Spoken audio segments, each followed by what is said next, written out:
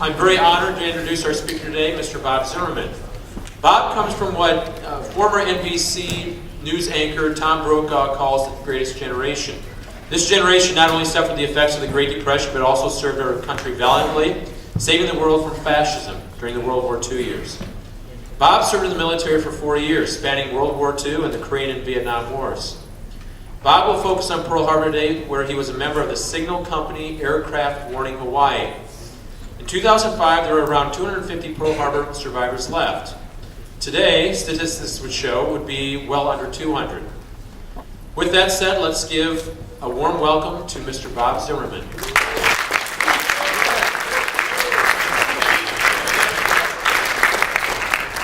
Wow, what a large group. I'm Bob Zimmerman, as we just claimed, and I was a member of the Signal Company Aircraft Warning.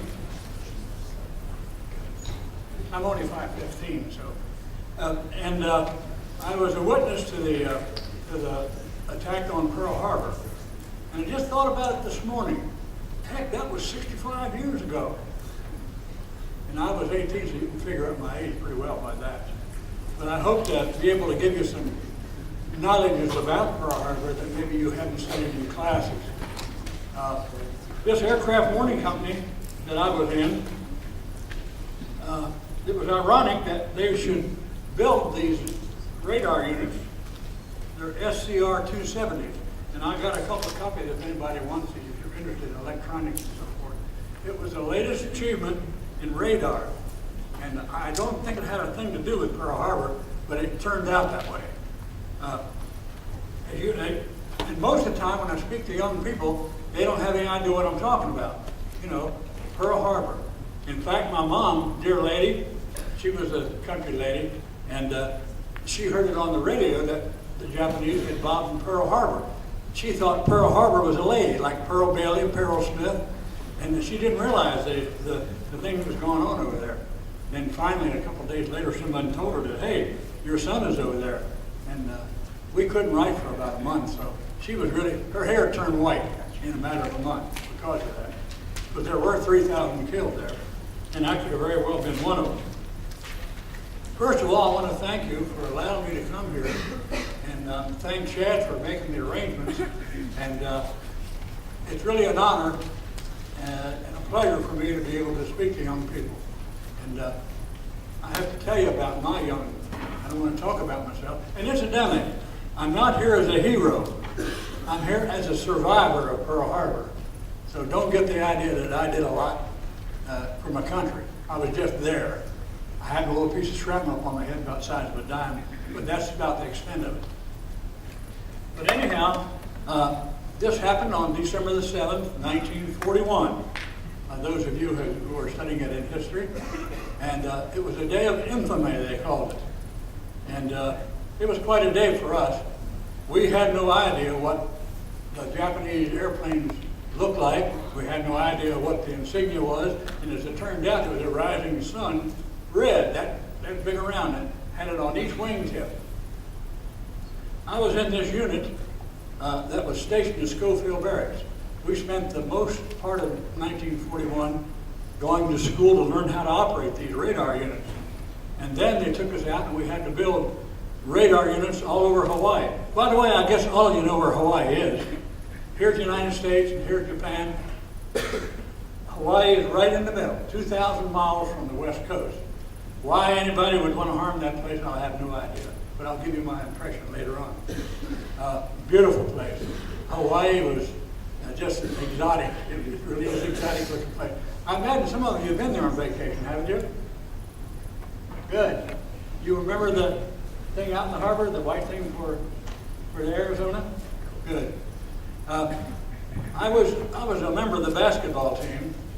After all, I am 5'15", and we entered. Our commander entered us into a league in Honolulu. So rather than travel back and forth to Schofield Barracks every day, they transferred us, took us down to a place called the Cable Yard.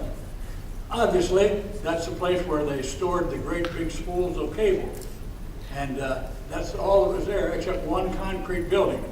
And that's where we stayed, and that's where I was during the attack on Pearl Harbor. We stayed there for about a week or so, and then they decided that we need that building for an information center.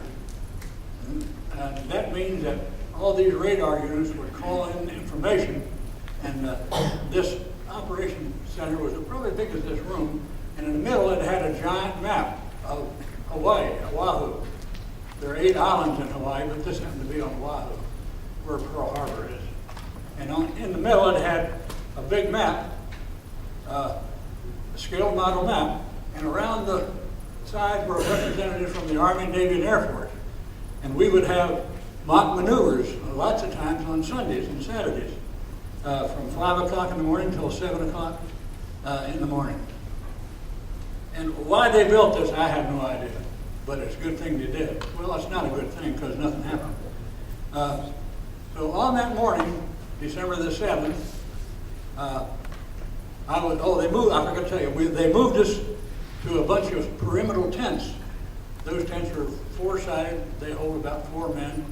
And about 8 o'clock, this happened at 7:55. And about 8 o'clock, the sergeant I was bugging with said, "Hey, what's going on out there?" And then a piece of shrapnel came through the tent, through one side and the other side. I figured this was pretty serious.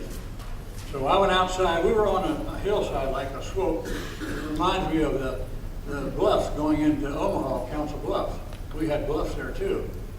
And this unit, the cable yard, was between Honolulu and Pearl Harbor.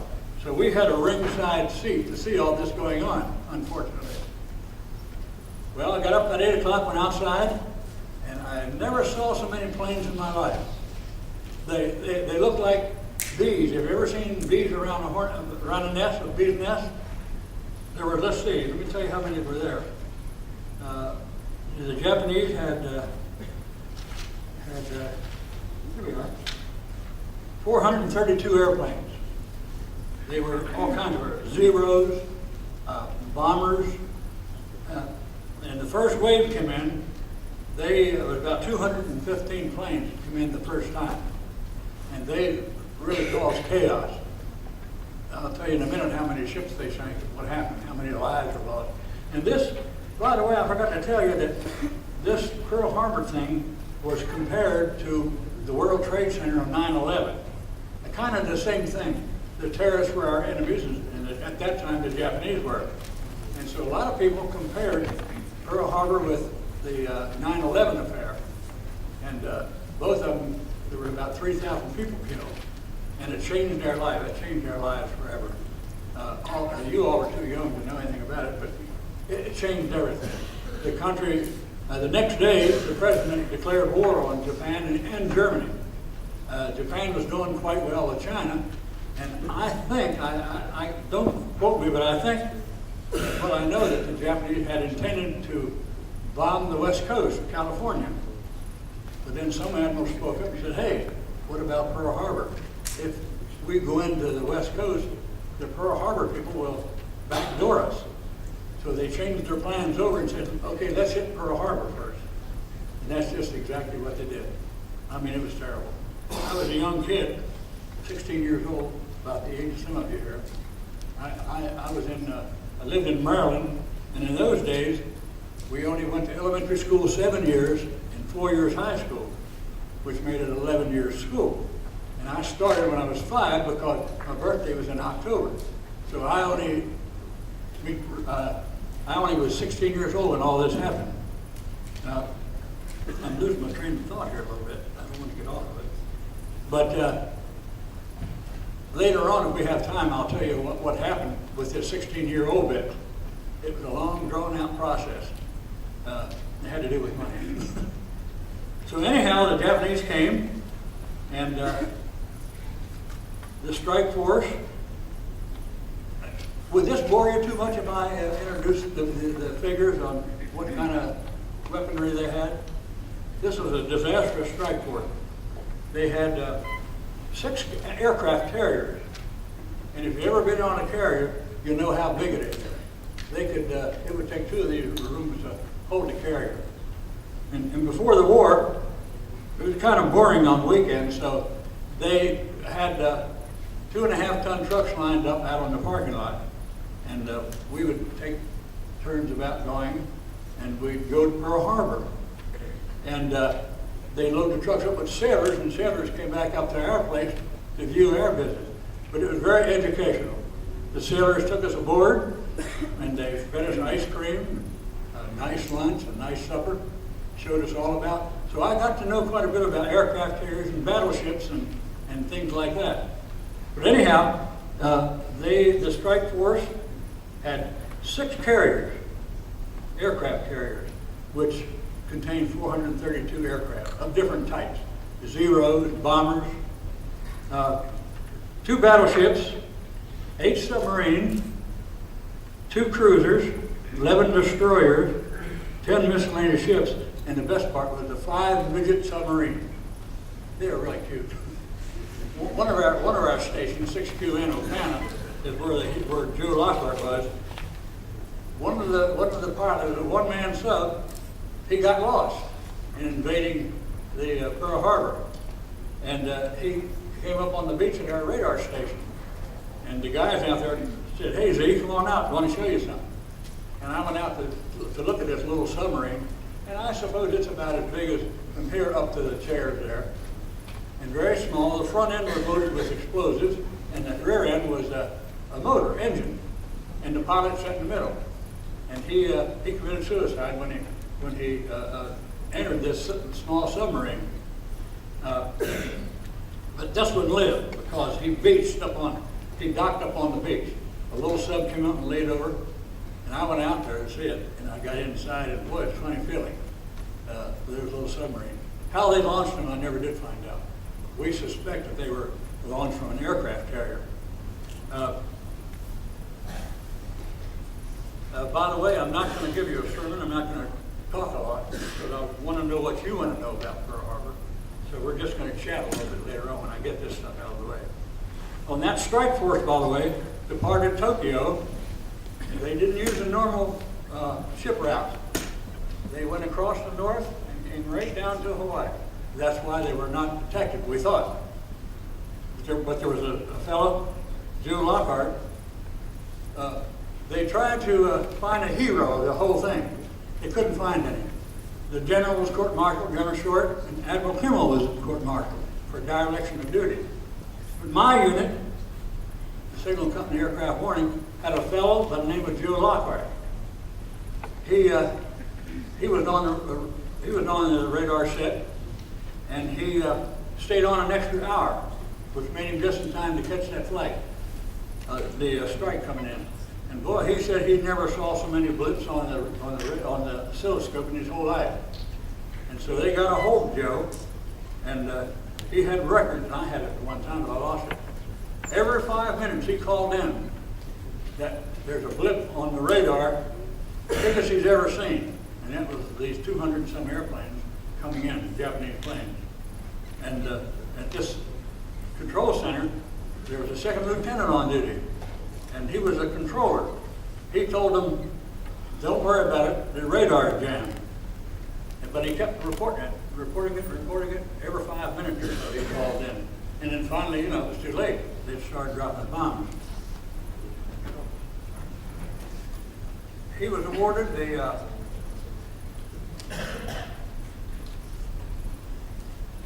the Silver Star for his heroic action. And they sent him to Officers Candidate School, which is quite a payoff for him. I visited him back in the 60s in Williamsport, Pennsylvania. And Joe, I knocked on his door. He didn't answer. And finally he said, "Who's there?" And I told him. He said, "Oh, come on in." So he was afraid to answer the door because all those years, people from all the magazines bothered him. They wanted to know his story, why he was the hero of Pearl Harbor. But in a sense he was, in a sense he wasn't. But he got rewarded for it. He went on to go to OCS and got commissioned and all that. And he wound up as a captain, doing good. The other day, it's funny, I got a letter from the people that are building a huge museum down in Washington. And they said, "Your name's going to be on it, but we want to make sure that your name is on there and it's spelled right," and so forth. and next to my name was Joe Lockhart. I felt really grateful about that because he was in a sense a hero. But anyhow, we have a national organization called the Pearl Harbor Survivors Association, and they have big conventions every 5 years. This last year, '65, they had it in where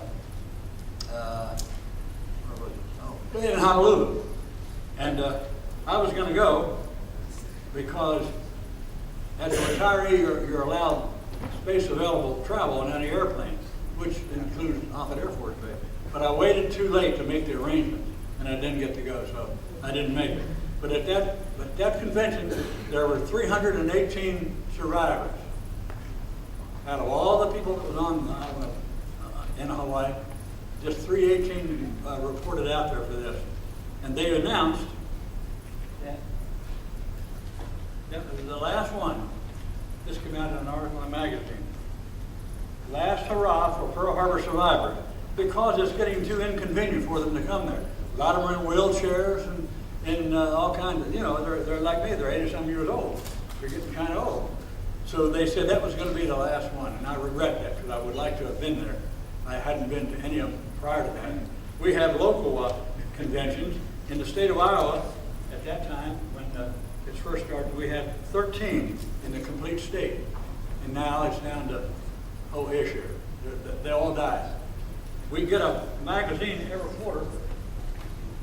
It's called Pearl Harborgram, like this, and inside there's the biggest attraction. I'm sure you saw that, didn't you? It lists all the people who die and so forth, and it averages out about 35 a month, because time goes by, as you well know, and it doesn't wait for anybody. I'd like to explain a little bit how I got there. Like I said, I graduated in 1940, and I lived 2 blocks from the post office. And every time we went by the post office, there'd be a big poster there with Uncle Sam, I want you. I don't think they do that anymore. But that was a recruiting tool they used to get people to join. Well, back in 1940, jobs were very scarce. There weren't too many jobs. None at all. Our whole high school class, I think out of 300 and some, only 3 of them got jobs. So I said, heck, I'm going to go down and see the recruiter. Maybe I can go around the world and see things and experience things and be like General MacArthur and General Eisenhower and those people. I had visions of being real successful. Went down to the recruiter. You have to remember this. August the 30th. It's very important. 1940.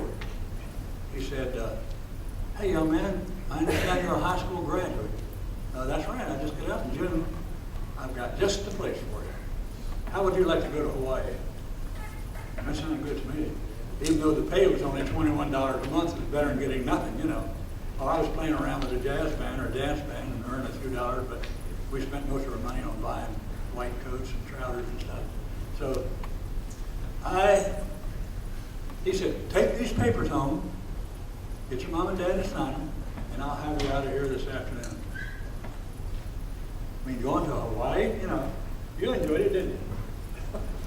But as a 16-year-old, you definitely would, because that's a beautiful place. So anyhow, I came home and had the paper signed. My dad was quite anxious for to sign. He wanted to get rid of me because in this jazz band, we were getting into some bad trouble, playing in joints that we weren't supposed to be in. And all the band members were a little bit older than I. And by the way, those band members here in Harlem, I admire the jazz band. That you are fantastic, and I enjoy the marching band. I enjoy the academic achievements you all have achieved, and I think this is the most unusual place I've ever been, and I just love it here. Besides the sweet corn. But anyhow, I got into New York. They took us up to New York, and then at Brooklyn, and we left on an Army transport. It left New York, went down through the Panama Canal, over to San Francisco, and over to Hawaii. 33 days on that boat. That was horrible. if you ever spend time on a cruiser, of course you have luxuries there, but we didn't have too many luxuries on that thing. But 33 days was just unbelievable. And we made it. We got over there, and then of course the bombs started dropping at Pearl Harbor. And the guy said, hey, you know, you better get some insurance because, you know, this thing could get serious. And I did have a little shrapnel piece up here. That wasn't bad. But I went into the personnel office and applied for insurance. And the guy said, let's see, you were born in 1921? Oh, no. I was born in 1923. The recruiting sergeant, last day of August, he hadn't met his quota. So he changed my date of birth to be eligible. Because he made his quota then by me going into service. You know, that's the story. But I enjoyed it. I grew up, and I enjoyed it very much. I think we ought to talk about when the strike force departed Tokyo Harbor on the northern route and then south, approximately 15 November 41.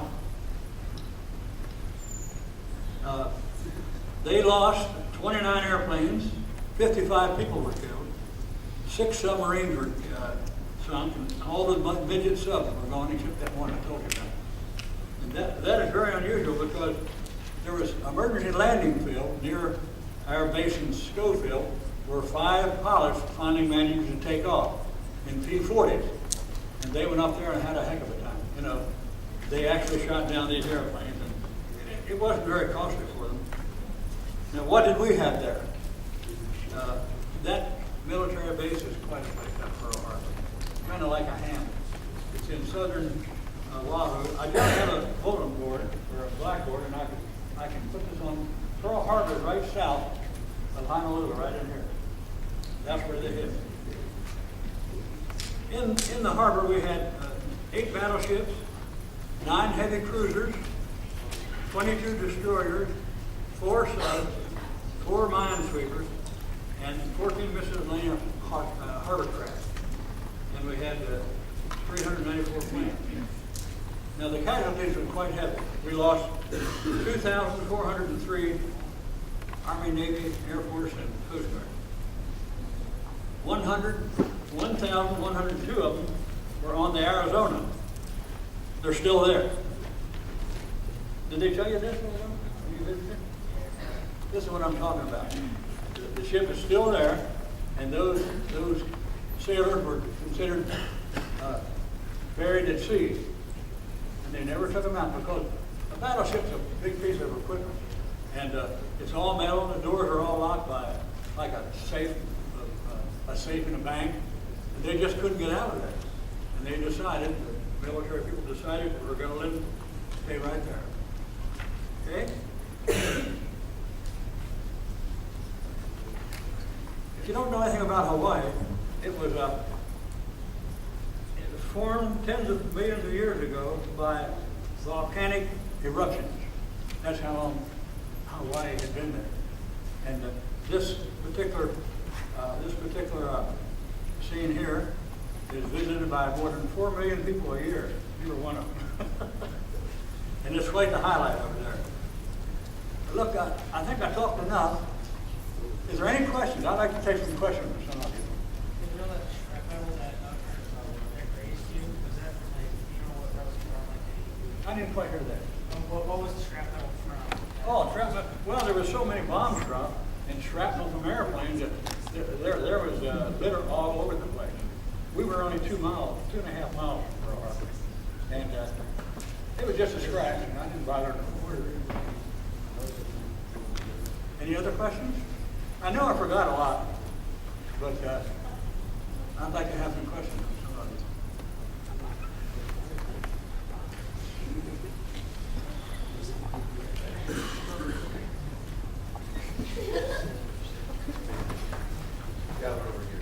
Oh, yes. No, they didn't. By that time, I became 18, became eligible. But they did ask me if I wanted to go home. And I said, no, I like it here. I like Hawaii. I'm going to stay here. Besides, I had a girlfriend. That's a deciding factor, too. That's why I didn't get to be a general like Eisenhower and MacArthur. I had too much interest in my girlfriend. And she was a good hula dancer, too. I'm not ashamed of that. I just have to make that admission. So after you go out and you see the stuff, take us through the next couple of days, what you did the next couple of days after the attack. Oh. Later that day after December 7th, that also the days that followed. Good question. I meant to bring that up. We were all scared to death, of course, and we knew that the biggest mistake the Japanese made was they didn't come back. Because if they had come back, they could have taken us over in a couple of hours. But we had no weapons, we had no gas masks, steel helmets, or nothing. This cable yard that I was in was about a mile and a half square mile with a great big fence around it. And they appointed me to go out to the front gate and sit there at nighttime, all night. They gave you a .03 rifle and said, anytime you see any lights on, because it'd be a good target from up above, you have to shoot it out. If somebody lights a cigarette, give it to them. I didn't do that. But I did shoot out a couple of car lights in trucks that came by and a couple of houses. They claimed that would be a good target for the Japanese when they returned. So it was chaos. I'd say the next month. The infantry up at Stouffville were firing back at each other. Anybody that moved was in trouble because they had guards all over the place. Because they expected the Japanese to come back, and that was their big mistake. They did not come back, and they should have. I'm glad they didn't, but they could have taken the place very easily. Yes, sir. Pardon, sir? Did you have to help clean up all the metal, scrap metal and stuff? Engineers did that. The engineer force did all that. We didn't have to do. We just were sitting around waiting for a return. Ready, just ready for any action that might occur. If anybody is interested in this radar system, the gentleman made some copies for me, and I'll be glad to hand some of them out for you if you need them, or anything else I've shown today. Yeah.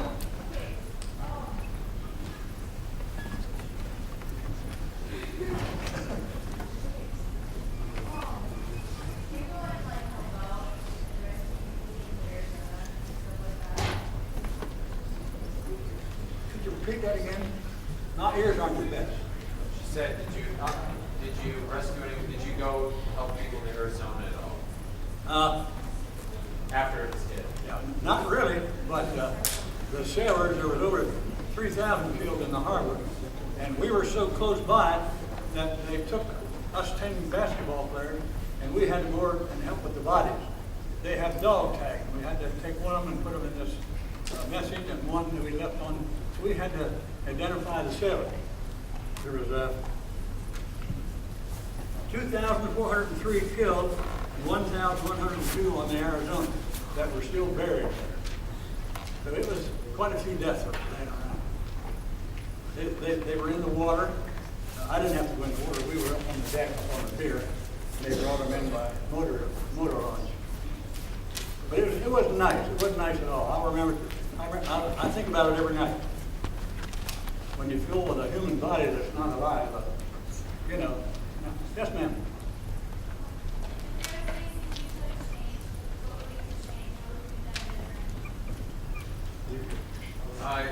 Repeat it again.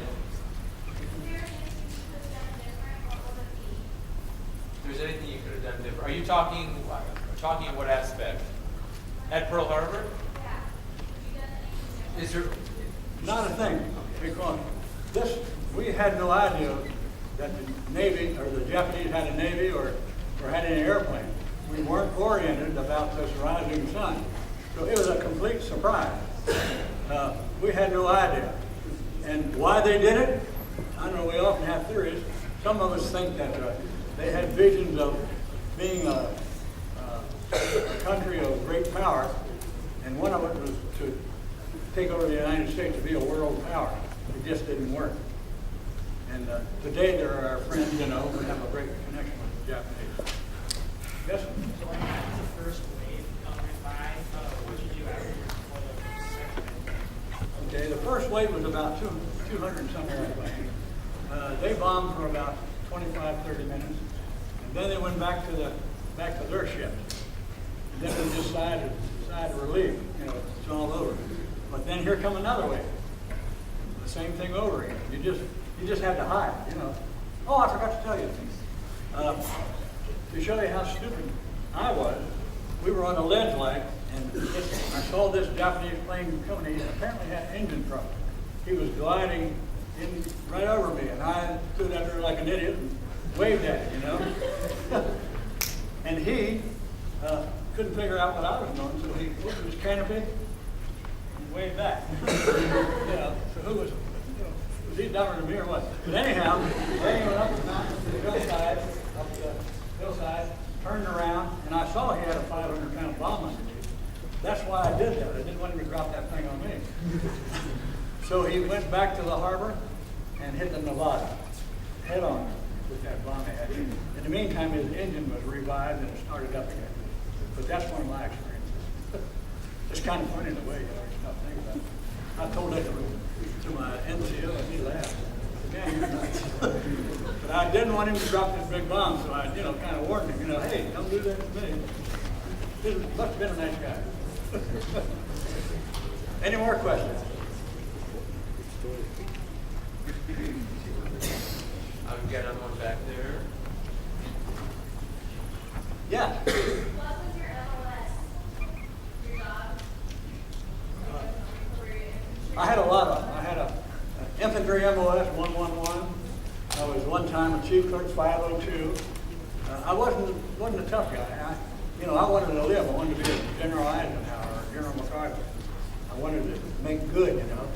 And in fact, we knew that those leaders were all West Point officers. And I put in an application for West Point, and I was accepted, but I didn't go. I recalled it because my girlfriend.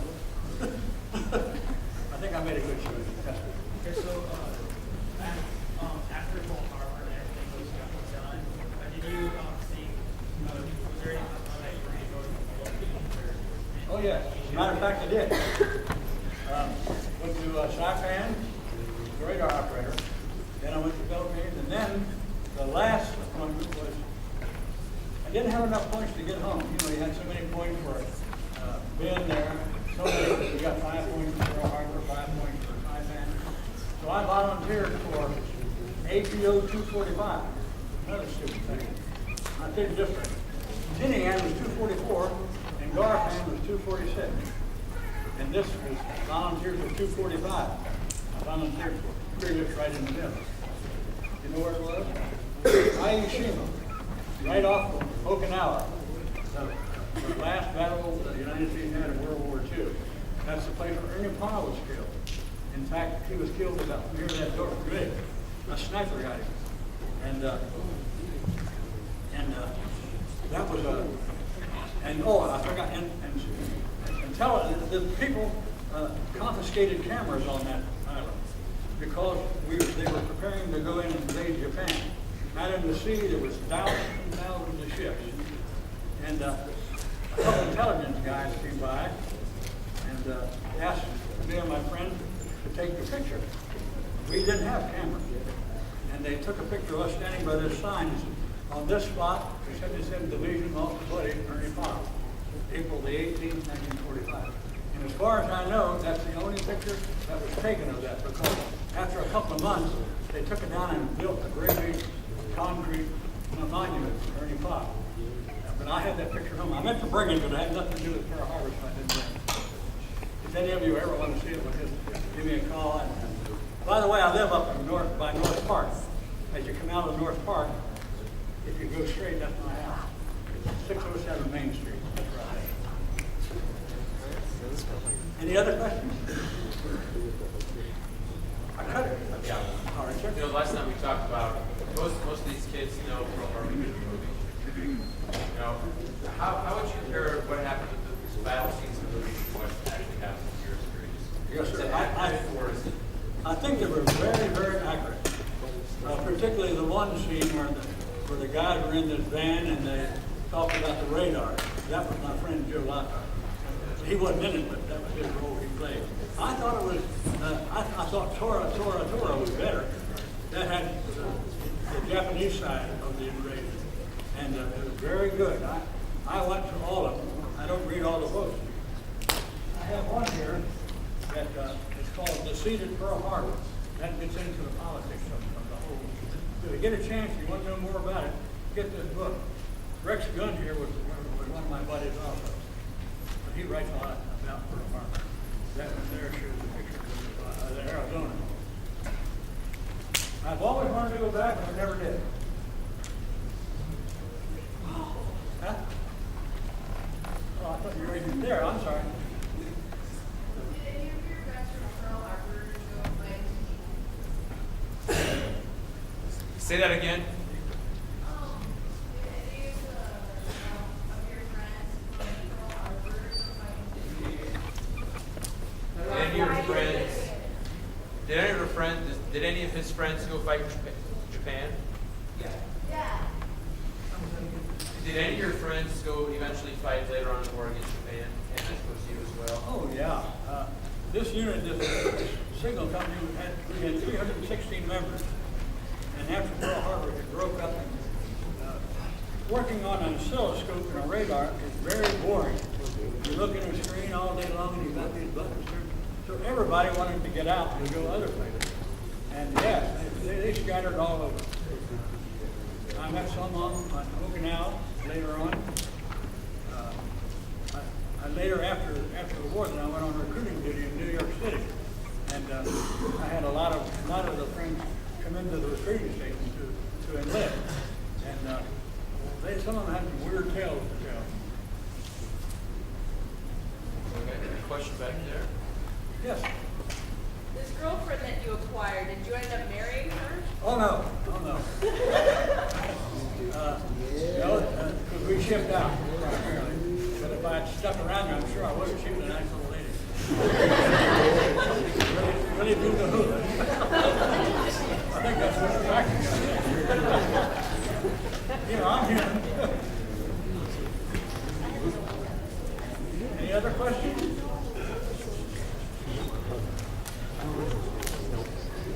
No, if we've got some time, you could talk about like some of your experiences with some of the other items, like the Philippines. Oh, well, they were normal. I got started at the oscilloscope, like I said, and when we transferred, like that last transfer I had to Aishima, you'll never guess what job I had there. I was in the headquarters command, and we had a general there that was kind of scared of bombs and so forth. So he appointed me, a sole person, to go and check every afternoon what the potential for a night raid would be. I had to go over to his quarters. He stayed there underground. And I told him, well, General, we don't expect anything tonight because Japan is doing so-and-so, but we don't expect to be raided. Had to be on the back of the tank. That's the only job I had to do. Can you imagine that? That's the military. And Saipan, I worked in radar there, and I enjoyed working with radar, but it got boring. Boy, I'm telling you, it was really boring. You know, the scope was about that big around, and you peered into it all day long, and it got very boring.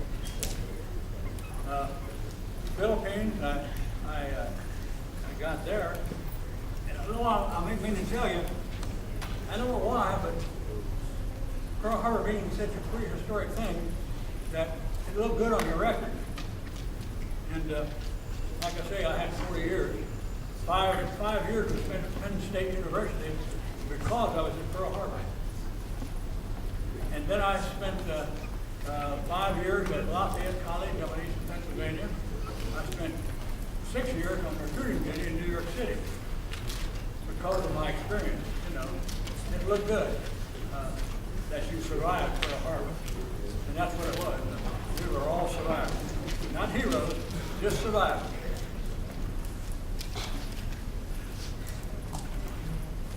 You're not interested in that 16-year-old thing, man. That's hard. That's hard to live by, I'll tell you. But I was tall and that helped. But at 16 years old, man, I tell you, it was tough on the old guys picking on you all the time. But I did apply for West Point and was accepted. I withdrew from that young lady. And I can blame her, I guess, for not being a general. Could I tell them about General MacArthur? Yeah, dude. Maybe you can take that mic off there too. Okay. You all remember General Douglas MacArthur, I'm sure.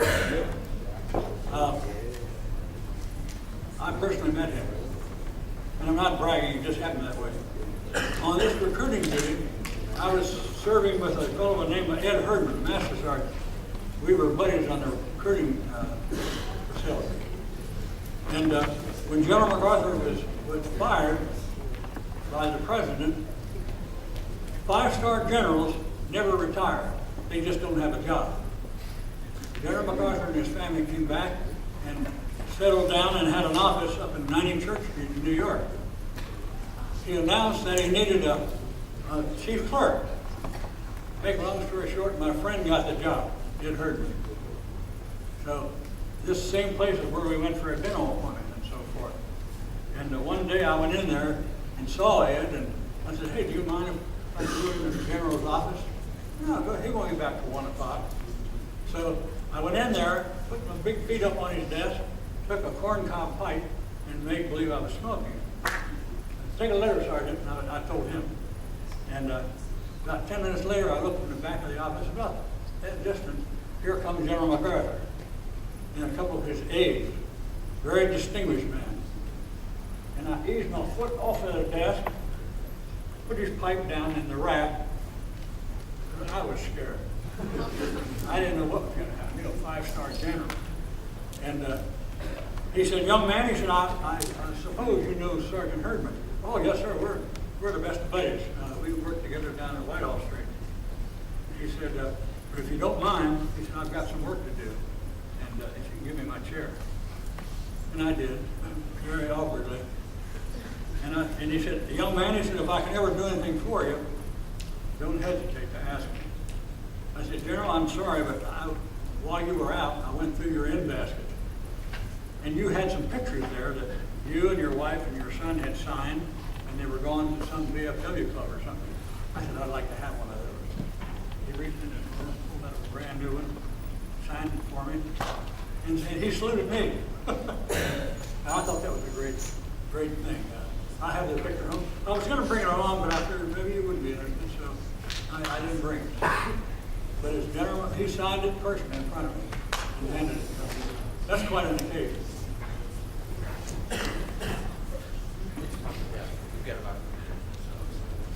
Any more questions? I know that was kind of boring. I think most of you was more interested in that girlfriend of mine. I was too. That proves I'm human, I guess. Okay, well, I thank you all for showing up, and it's been a real pleasure talking with you. This young man